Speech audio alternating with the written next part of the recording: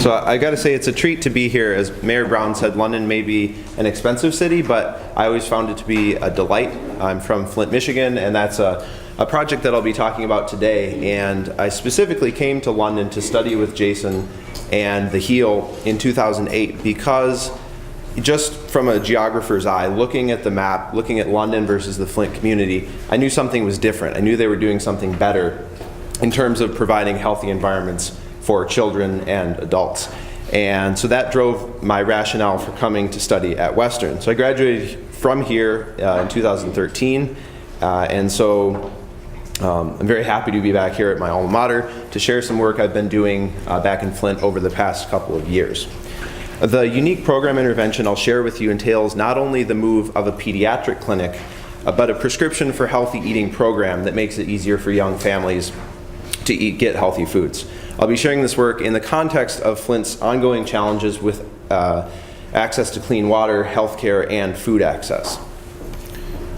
So I call this two peas in a pod because thinking about the idea of a pediatric clinic being co-located with a farmer's market just makes a lot of sense. And I should acknowledge also my co-authors, Amy Kustak, Tiffany Seha, Gwen Reyes, Jenny LaChance, and Mona Hanna-Atisha.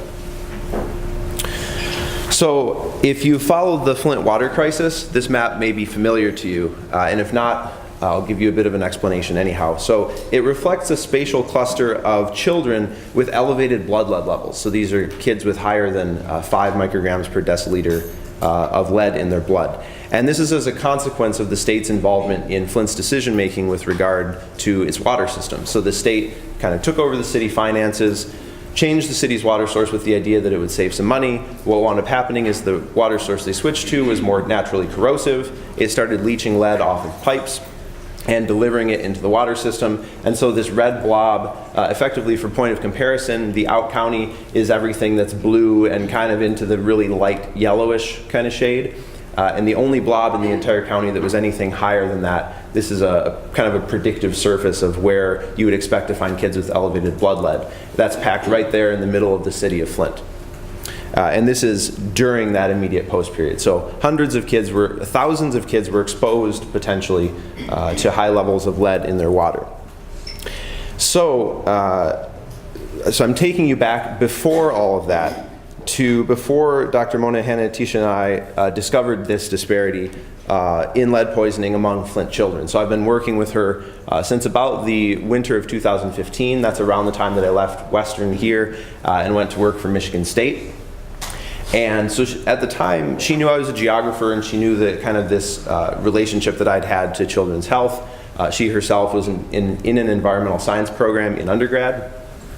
And so we were talking about evaluating the effect of this nutrition program run by her pediatric clinic. And so again, the idea is that it's co-locating with this farmer's market, and it's a farmer's market I had previously done some work. The basic idea of it, just to, without getting too esoteric, is does a move improve nutrition? So does the move of the clinic from a kind of out of the way location to the core improve kids' nutrition? And the market itself, of course, was also of interest because it had recently moved. So for those who aren't geographers, the kind of a standard practice for geographers that I got from Jason is I'm going to show you a lot of maps. We're like classic geographers. So this is the first of many. This is the old clinic location. There's a circle there in red. It's kind of on the left side. It's that white building. The big building behind it is our Hurley Hospital in the core, but you can tell there's a lot of kind of vacant land around it. There's a lot of parking, but it fills up, lots of employees, so it's out of the way. It's not really close to any bus routes. I think there's one bus route on this kind of main strip through here, but it's still a block off. The rest of the routes you would have to transfer to get to this clinic. There's nothing else around it, so there's no healthy food sources. There's no real park space. There's no place where you as a parent could trip chain if you did have to take a bus to the clinic. And similarly, thinking about healthy food access, our old farmers market was on this location next to the Flint River here, and so the kind of the black rectangle there was the farmers market. Lots of parking, really easy for suburbanites to swoop in off the freeway, get their food, and disappear, but difficult for people who didn't have access to a car. And so this is a big highway in the middle with no crossing signals across. disconnected from downtown. Again, the nearest bus route is a few blocks up off the screen, and it's separated from other amenities. And so this is where the market had been for decades prior to its move in 2014. So, bringing it all together, market managers and stakeholders had this idea to move the market to a more centralized location in our newly regenerating downtown. So Flint still has many, many challenges, but the downtown core has been re-intensifying its development for about the last dozen years or so. So you can see kind of the traditional downtown landscape, and the big red circle here is our farmers market, kind of extending out away from downtown. The University of Michigan Flint's campus is just next door, and the bus station is just here on the left, this guy right here.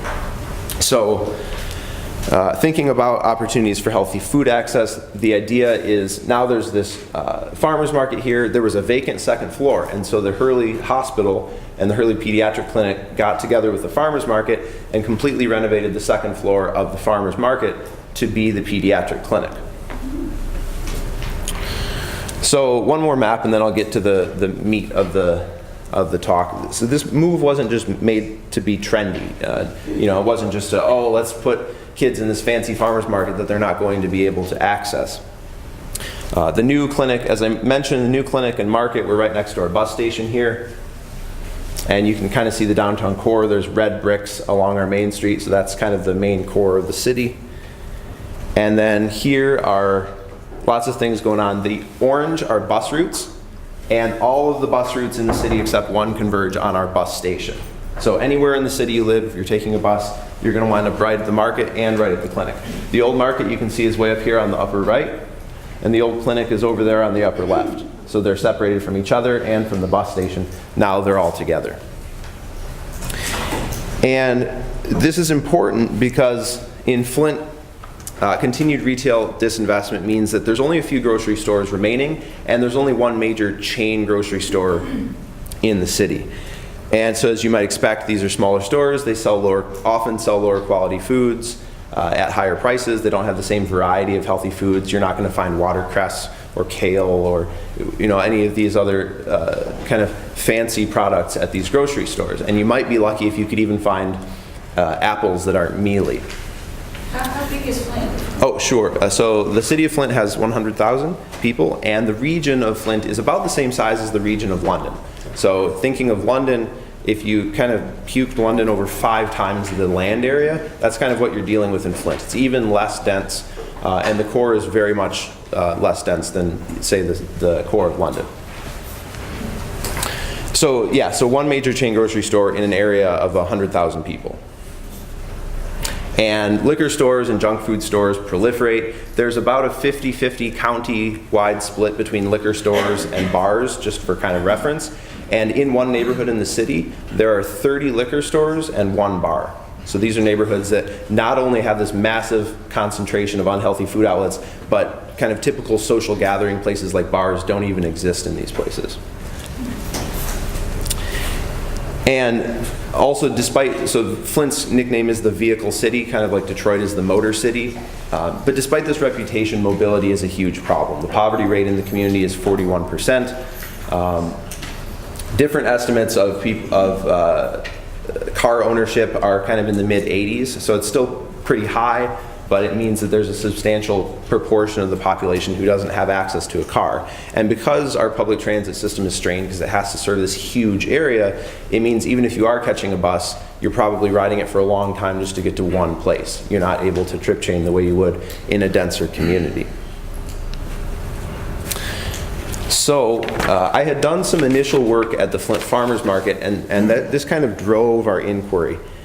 So again, because Flint is a shrinking city, the population of the city of Flint, which is kind of the blue outline there, it was 200,000, I should add, and it's shrunk to 100,000, and it's lost its population to its own suburbs. So the Flint community overall had 400,000 people in the 70s, and it still does. It's just half of the people in Flint have just left for the suburbs. And these are politically separate entities. So they don't share tax base, they don't share services, parks, schools, anything. So what leaders within the city of Flint have started thinking is, why don't we try to re-centralize some of these amenities? And so earlier work that I'd done at the farmers market showed some of the benefits of this. So when the market moved from its location, as I mentioned, kind of off outside of downtown right into the core, the proportion of people who were walking, biking, or busing went from 4 to 17%. And I also mapped out where these residents were coming from, and the proportion of residents from the poorest neighborhoods in the community went from 10% to 20%. So much better representation from neighborhoods that also typically have poorer access to healthy foods. And for 11% of farmers market customers, transportation to healthy food was at least sometimes an issue, and the distance to grocery stores physically was at least sometimes an issue for 29%. And we'll circle back to those numbers in just a second. So, right, and about a quarter of farmers market shoppers are using some form of food assistance. So we have SNAP, or food stamps, and there's other programs as well. There's a program called Double Up Food Bucks that kind of doubles on your food stamps. So if you use food stamps, you can apply for this program, and you basically get 2 for 1 at local food sources, at places that sell local food. So getting to the survey itself, our plan was to conduct a before and after sample of pediatric clinic patients and their parents. And because of the Flint water crisis, we were delayed about a year. So it kind of disappeared because we started doing this in summer 2015. The water crisis blew up in September 2015, and all kinds of other things were going on in the intervening period.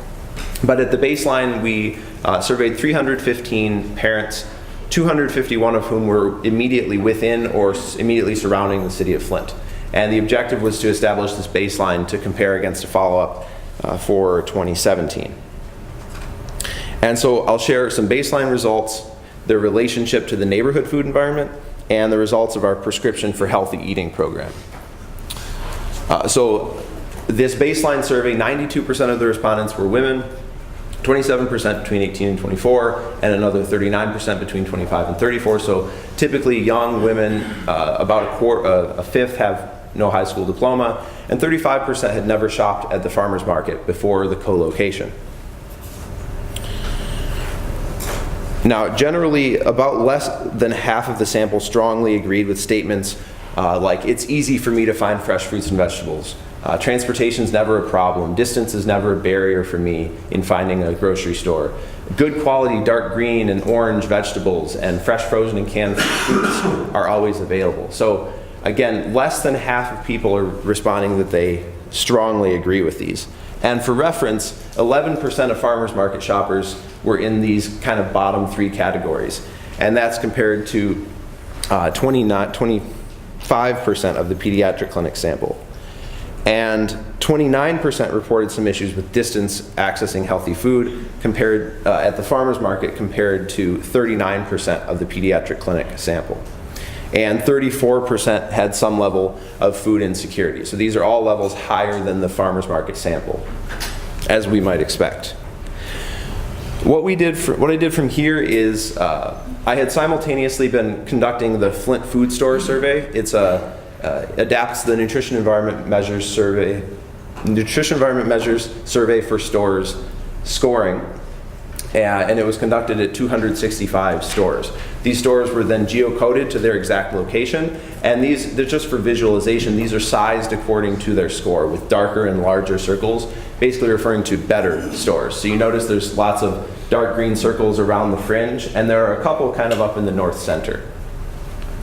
And area-based metrics for food store scores were then created and appended to each address. So I mentioned we had this sample of 315 residents, and about 250 of them were within or immediately surrounding the city. So we could give them neighborhood food store scores. So these are values like either the number of stores within walking distance that have above a certain threshold, the average score of stores within a walking distance, or the overall concentration of stores nearby.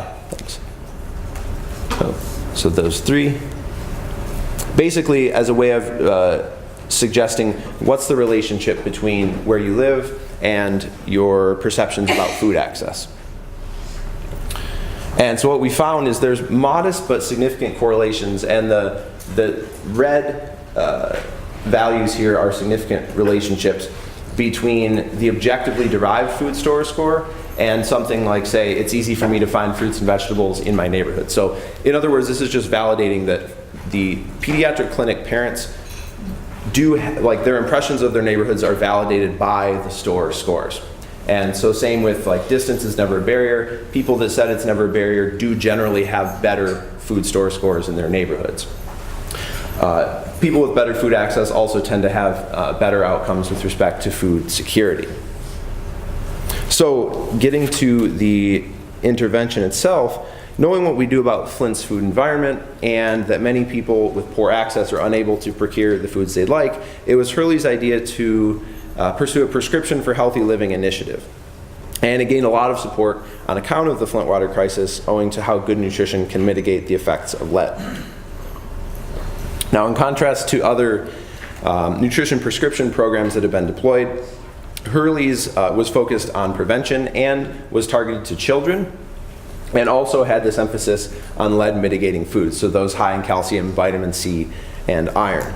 Initially, only vouchers were given out to families of young kids, but then over time it was expanded to all ages of children up to 18, and was expanded to include either a voucher, so it was either a $5 or $10 voucher depending on your age. But then they started doing these bags of pre-sorted vegetables. So if you attended on a day when the market wasn't open, they would give you $5 or $10 worth of vegetables from the farmers market directly.